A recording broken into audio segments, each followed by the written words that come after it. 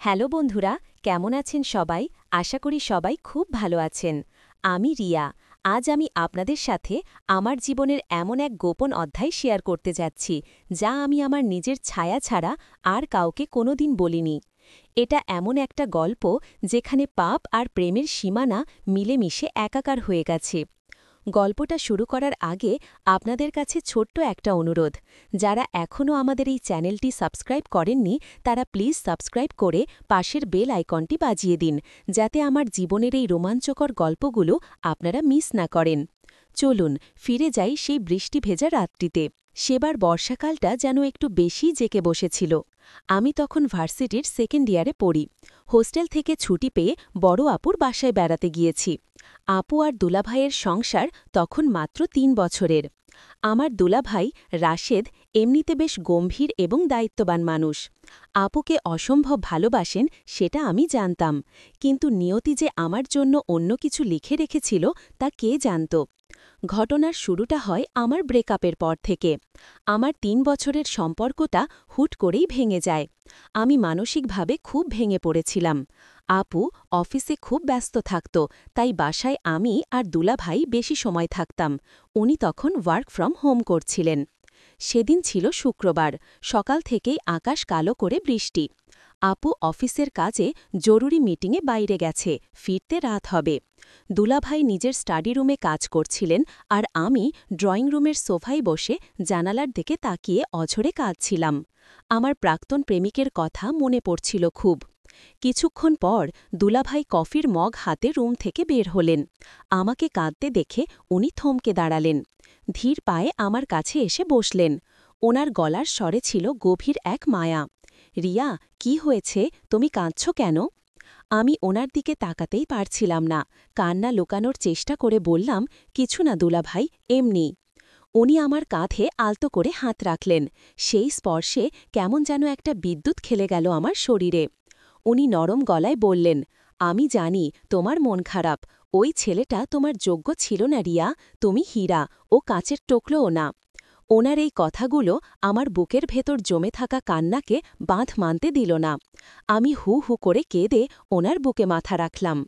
উনি প্রথমে একটু হচকচকিয়ে গেলেন, কিন্তু পর মুহূর্তেই আমাকে ২ হাতে জড়িয়ে ধরলেন। ওনার বুকের উষ্ণতা আমার কান্না ভেজা গালে এক অদ্ভুত শান্তি এনে দিচ্ছিল। আমার মনে হল এই মানুষটাই আমার আশ্রয়। উনি আমার চুলে হাত বুলিয়ে দিচ্ছিলেন। আমি ফুপিয়ে ফুপিয়ে বললাম, দুলাভাই, আমি কি দেখতে খুব খারাপ? আমাকে কেউ ভালোবাসে না কেন? রাশেদ দুলাভাই আমার মুখটা ২ হাতে তুলে ধরলেন। ওনার চোখে তখন এক অন্যরকম দৃষ্টি। সেই দৃষ্টিতে ছিল না বড় ভাইয়ের স্নেহ, ছিল এক পুরুষের মুগ্ধতা। উনি ফিসফিস করে বললেন, কে বলেছে তোমাকে কেউ ভালোবাসে না? যে তোমাকে চিনতে পারেনি সে অন্ধ। তুমি জানো না রিয়া, তুমি কতটা সুন্দরী, কতটা মায়াবী। ওনার এই কথাগুলো আমার মস্তিষ্কে নেশার মতো কাজ করছিল। আমি ওনার চোখের দিকে তাকিয়ে রইলাম। আমাদের মাঝখানের দূরত্ব তখন মাত্র কয়েক ইঞ্চি। বৃষ্টির শব্দ ছাপিয়ে আমি শুধু ওনার আর আমার হৃৎস্পন্দন শুনতে পাচ্ছিলাম। পরিবেশটা কেমন যেন ভারী হয়ে উঠছিল। আমি আবেগের বশে বলে ফেললাম, আপনি আমাকে ভালোবাসবেন দুলাভাই, আমাকে একটু আদর করবেন? আমার এই কথায় উনি যেন চমকে উঠলেন, কিন্তু সরে গেলেন না। বরং ওনার শ্বাস-প্রশ্বাস ভারী হতে শুরু করল। উনি আমার চোখের দিকে তাকিয়ে বললেন, রিয়া, এটা ভুল, আমরা যা ভাবছি সেটা সমাজ মানবে না। আমি তখন যুক্তিবুদ্ধি হারিয়ে ফেলেছি। আমি ওনার হাতটা টেনে নিয়ে আমার বুকের ওপর রাখলাম। ওনার হাতের তালুর উষ্ণতা আমার হৃৎপিণ্ডের ধুকপুকানি বাড়িয়ে দিল বহুগুণ। আমি কম্পিত গলায় বললাম, সমাজ কি আমার চোখের জল মুছিয়ে দিতে আসবে? আপনি তো আছেন, প্লিজ আমাকে ফিরিয়ে দেবেন না। আমার এই ইমোশনাল ব্ল্যাকমেইল বা আকুতি যাই বলুন না কেন, তা ওনার সংযমের বাঁধ ভেঙে দিল। উনি আর নিজেকে ধরে রাখতে পারলেন না। উনি আমার কোমর ২ হাতে শক্ত করে চেপে ধরলেন। ওনার সেই বলিষ্ঠ হাতের ছোঁয়ায় আমার শরীর যেন অবশ হয়ে আসছিল। আমি নিজের অজান্তেই ওনার আরও কাছে ঘেঁষে গেলাম। উনি মুখ নিচু করে আমার কানের কাছে মুখ আনলেন। ওনার গরম নিঃশ্বাস আমার ঘাড়ে এসে পড়ছিল, আর সেই উষ্ণতায় আমার শরীরের লোম দাঁড়িয়ে যাচ্ছিল।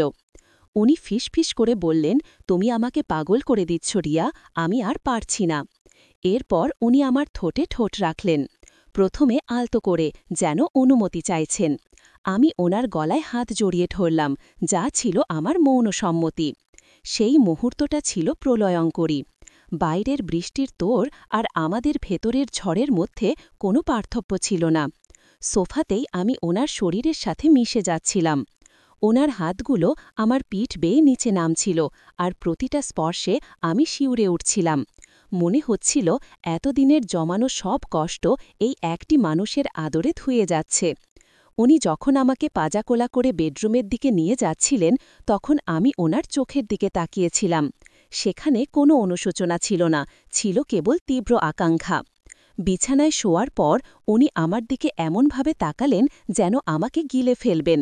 আমি লজ্জায় চোখ বন্ধ করে ফেললাম। উনি আমার কানের লতি আলতো করে কামড়ে দিলেন। আমি ব্যথায় নয়, বরং এক অজানা সুখে কুঁকড়ে উঠলাম। ওনার হাত যখন আমার শরীরের ভাঁজগুলো স্পর্শ করছিল, তখন আমার মনে হচ্ছিল আমি শূন্যে ভাসছি। আমার বুকের ওপর ওনার ভারী নিঃশ্বাস, আর আমার পেটের ওপর ওনার হাতের নড়াচড়া, সব মিলিয়ে এক নিষিদ্ধ খেলায় আমরা মেতে উঠলাম। আমরা জানতাম আপু যে কোনো সময় চলে আসতে পারে, কিন্তু সেই ভয় আমাদের থামাতে পারেনি। বরং সেই ভয় আমাদের উত্তেজনাকে আরও বাড়িয়ে দিয়েছিল। সেই বিকেলে আমরা সব সম্পর্ক, সব সামাজিক নিয়ম ভুলে গিয়েছিলাম। আমরা শুধু ছিলাম একজন পুরুষ আর নারী। সন্ধ্যার দিকে যখন বৃষ্টি থামল, তখন আমরা একে অপরের থেকে আলাদা হলাম। দুলাভাই আমার কপালে একটা শেষ চুমু দিয়ে বাথরুমে ঢুকলেন। আমি বিছানায় শুয়ে সিলিংয়ের দিকে তাকিয়ে ভাবছিলাম, আমি কি করলাম? অপরাধবোধ কি ছিল না? ছিল, কিন্তু সেই সাথে ছিল এক অদ্ভুত তৃপ্তি, যা আমি আগে কখনো পাইনি। আপু ফিরে আসার পর আমরা এমন ভাব করলাম যেন কিছুই হয়নি। কিন্তু যখনই দুলাভাই আর আমার চোখাচোখি হতো, আমাদের শরীরের ভেতর দিয়ে একটা গোপন স্রোত বয়ে যেত। আমরা জানতাম এই গোপন অধ্যায় এখানেই শেষ নয়, এটা কেবল শুরু। বন্ধুরা, এরপর আমাদের সম্পর্কটা কোন দিকে মোড় নিল তা জানতে চাইলে কমেন্ট করে জানান। আজকের গল্পটা যদি আপনাদের মনের গভীরে নাড়া দিয়ে থাকে, তাহলে অবশ্যই লাইক করবেন। আর মনে রাখবেন, কিছু সম্পর্ক নামের ঊর্ধ্বে, কিছু আবেগ নিয়মের বাইরে। ভালো থাকবেন, দেখা হবে পরের গল্পে।